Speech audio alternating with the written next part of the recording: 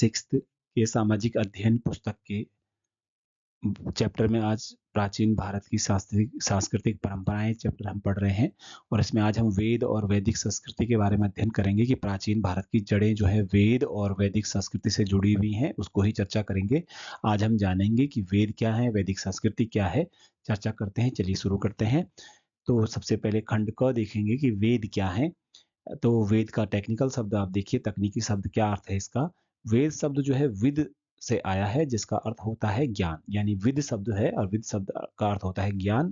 तो वेद शब्द की उत्पत्ति विद शब्द से हुई है। उदाहरण के लिए विद्या, विद्या शब्द का अर्थ ही ज्ञान है, तो वेद शब्द में भी ज्ञान छुपा हुआ है। हमने पिछले कुछ अध्यायों में ऋग्वेद का उल्लेख किया है। आपने नाम सुना होगा कि हिंदू धर्म में 4 वेद हैं, सनातन धर्म में 4 वेद हैं, ऋग्वेद, यजुर्वेद, अथर्ववेद और सामवेद। सबसे प्राचीन वेद ऋग्वेद को माना गया है, ठीक है। तो वास्तव में वेद कितने हो गए फिर से? ऋग्वेद, यजुर्वेद, सामवेद और अथर्ववेद। ये भारत के सबसे प्राचीन ग्रंथ हैं। वेद क्या है? भारत के सबसे प्राचीन ग्रंथ हैं। बल्कि शायद ये विश्व के सबसे प्राचीन ग्रंथों में से एक है। विश्व के सबसे प्राचीन ग्रंथों में से एक है वेद, और सबसे पुराना ग्रंथ है ऋग्वेद, ठीक है। और वेद लिखे गए हैं संस्कृत भाषा में, ठीक है। वेदों में हजारों ऋचाएं हैं। ऋचाएं कविताओं और गीतों के रूप में है प्रार्थना। यानी कविताओं और गीताओं के रूप में वेदों में जो प्रार्थनाएं लिखी गई हैं उन्हें कहते हैं ऋचा, वेदों की ऋचाएं, ठीक है। स्तुति भी कह सकते हैं। ये लिखित रूप में नहीं थी, यानी वेद प्रारंभिक रूप में लिखित रूप में नहीं थे, बल्कि इनका मौखिक पाठ किया जाता था। क्योंकि शुरू-शुरू में वेदों को लिखित रूप में नहीं थे, वो मौखिक रूप से कंठस्थ किया जाता था, मानसिक रूप से मौखिक पाठ उनका होता था।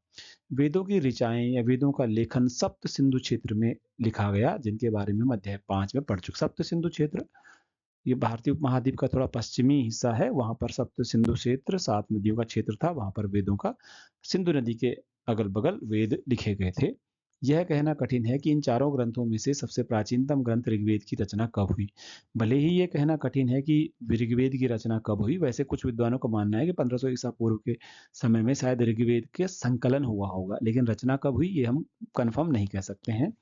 विशेषज्ञों ने इसकी रचना 5वीं से दूसरी सहस्त्राब्दी ईसा पूर्व के बीच किए जाने का प्रस्ताव किया है।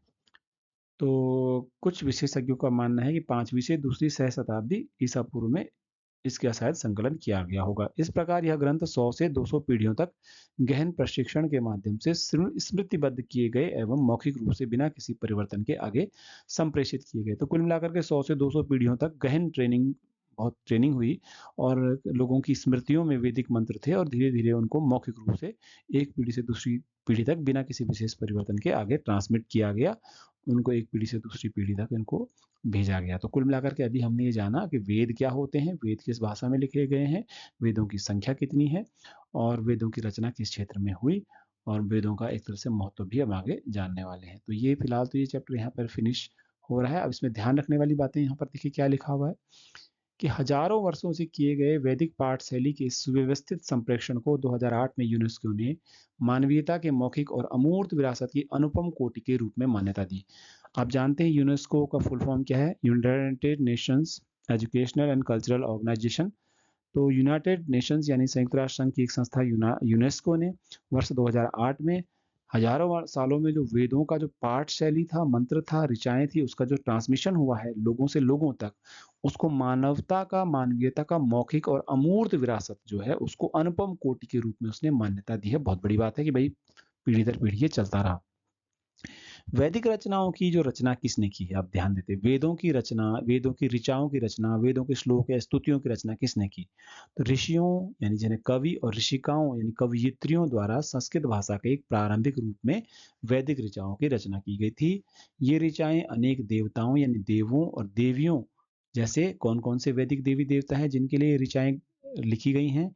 इंद्र, अग्नि, वरुण, मित्र, सरस्वती, उषा और अन्य को काव्यात्मक रूप से संबोधित करती थी। वैदिक ऋचाओं में संबोधित किया गया है देवी और देवताओं को, उनके नाम इंद्र, अग्नि, वरुण, मित्र, सरस्वती, उषा और अन्य हैं। काव्यात्मक रूप से उनके लिए संबोधन किया गया है। इन दृष्टाओं के साथ मिलकर देवों ने मानव जीवन और ब्रह्मांड में रीत या सत्य और क्रम को बनाए रखा। इन दृष्टाओं जो ऋषि हैं इनके साथ मिलकर इन देवताओं ने मानव जीवन और ब्रह्मांड में ऋत या सत्य, सत्य को और क्रम को बनाए रखा। कुल मिलाकर के आद्य ऋषियों और ऋषिकाओं ने देवताओं और देवियों को अलग नहीं बल्कि एक ही माना, जैसा कि एक प्रसिद्ध ऋचा में कहा गया है। तो ये जो ऋषि थे प्राचीन वैदिक ऋषि और ऋषिकाएँ जो ऋषि महिलाएँ थी जो, इन्होंने देवताओं और देवियों को अलग नहीं माना, एक माना है, जैसा कि एक प्रसिद्ध ऋचा में कहा गया है। तो चलिए प्रसिद्ध ऋचा में क्या कहा गया उसका अनुवाद हम पढ़ लेते हैं। यहाँ पर जो लिखा होगा, ये देखिए क्या लिखा हुआ है। एकम सत विप्रा बहुधा वदन्ति, अर्थात परम सत्य एक ही है किंतु मनीषी इसे अनेक नाम देते हैं। यानी ईश्वर तो एक ही है, भले उसको अलग अलग नाम से हम जानते हैं पुकारते हैं। तो एकम सत विप्रा बहुधा वदन्ति, अर्थात परम सत्य एक ही है किंतु मनीषी इसे अनेक नाम देते हैं। यहाँ पर और जानकारी भी देख लेते हैं। ब्रह्मांड शब्द लिखा होगा। ब्रह्मांड विश्व या ब्रह्मांड की सुव्यवस्थित और संतुलित संरचना है। विश्व या ब्रह्मांड जो है एक सुव्यवस्थित और संतुलित संरचना है, जिसे यूनिवर्स हम कहते हैं। चलिए आगे इसमें चलते हैं, थोड़ा सा आगे क्या जानकारी आने वाली है थोड़ा सा। तो दूसरा भी यहाँ पर कुछ जानकारियां और भी हैं, उसको भी पढ़ लेते हैं कि अ, इस वैश्विक दर्शन में कुछ मान्यताएं विशेष रूप से महत्वपूर्ण थी जो सत्य से आरंभ हुई और जो ईश्वर का दूसरा नाम था। ऋग्वेद के अंतिम मंत्रों में लोगों के बीच एकता का भी आह्वान किया गया। वैश्विक दर्शन का मतलब होता है ग्लोबल फिलोसफी, यानी कि जो वैश्विक दर्शन था कि भैया सत्य तो एक ही है, विद्वान इसे अलग अलग नाम देते हैं। तो ये मान्यता बहुत महत्वपूर्ण है जिसमें सत्य से आरंभ हो रहा है कि सत्य, ईश्वर का दूसरा नाम सत्य भी है। ऋग्वेद के जो अंतिम मंत्र है उसमें लोगों के बीच एकता का भी आह्वान किया गया। तो वैश्विक दर्शन शब्द अंडरलाइन कर लेते हैं। विश्व का एक निश्चित दर्शन या समझ, इसका उद्भव या इसकी कार्यप्रणाली, यानी कि विश्व की एक समझ और विश्व की उत्पत्ति कैसे हुई और उसकी कार्यप्रणाली क्या है, वही एक वैश्विक दर्शन है। ठीक है, चलो आगे देखते हैं इसमें थोड़ा सा। ये वाला यहाँ पर क्या लिखा हुआ है देखते हैं कि अ, साथ मिलकर चलें, साथ मिलकर बोलें, एक हो हमारा मन, हमारे विचार मिले, एक हो हमारा उद्देश्य, एक हो हमारा हृदय, हमारे विचार एक हों, अतः सभी सहमत हों। तो कुल मिलाकर के वसुधैव कुटुंबकम की जो अवधारणा भारत में वैदिक मंत्र से दिखाई देती है, भारत कहता भी है वसुधैव कुटुंबकम, तो वही बात वैदिक मंत्र में लिखी है कि साथ मिलकर चलना है, साथ मिलकर बोलना है, मन हमारा एक हो, विचार हमारे मिल जाएं, उद्देश्य हमारा एक हो, हृदय हमारा एक हो जाए, विचार हमारे एक हो और हम सभी सहमत हो जाएं। तो बहुत अच्छा वैदिक मंत्र है। तो आज की वीडियो में इतना ही। कल हम पार्ट 3 का वीडियो अपलोड करेंगे जिसमें हम वैदिक समाज के बारे में जानकारी प्राप्त करेंगे कक्षा 6 की एनसीईआरटी की पुस्तक के अनुसार। आज की वीडियो कैसा लगा जरूर बताइएगा। वीडियो देखने के लिए आपका बहुत बहुत धन्यवाद। Thank you very much. धन्यवाद।